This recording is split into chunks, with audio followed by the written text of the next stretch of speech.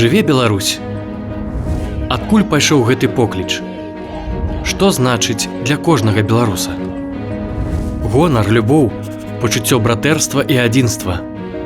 Моцная вера ў тое, што нашая краіна ёсць і будзе свабоднаю і незалежнаю. Упершыню гэтыя словы прагучалі ў вершы Янкі Купалы «Гэта крык, што жыве Беларусь», які наш славуты паэт напісаў у 1905-1907 годах. Выраз, які дакладна і ёміста фармуляваў нацыянальную ідэю, адразу ж падхапілі беларускія публіцысты-адраджэнцы. Усё часцей ён пачаў сустракацца і ў мастацкіх творах.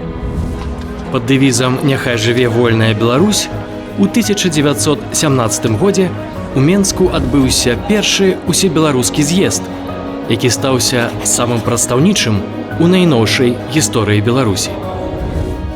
У час Беларускай Народнай Рэспублікі выраз «Жыве Беларусь» атрымаў значнае пашырэнне ў грамадска-палітычным жыцці.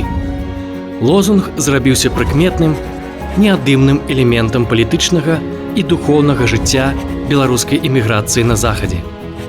Так ён загучаў ва ўсім свеце, дзе былі беларусы: у Вільні, Варшаве, Празе, Берліне, Парыжы, Нью-Йорку. Камуністычныя ўлады таксама шырока выкарыстоўвалі лозунг «Няхай жыве савецкая Беларусь».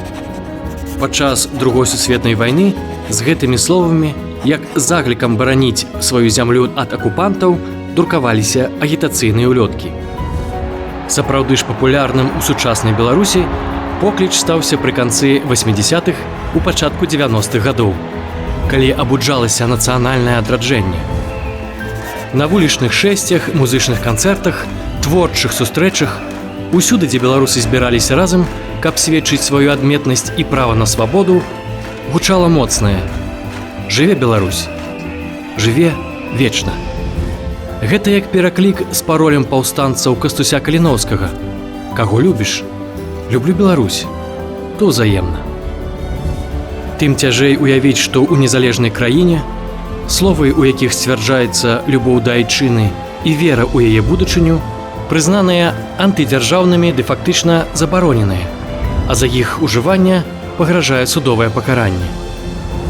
Але на працягу гісторыі і падчас сёлетніх маршаў салідарнасці беларусы сведчаць сваю моц і адзінасць. Нашая тоеснасці не знішчыць. Яна ў душы кожнага беларуса, як і словы «Жыве Беларусь».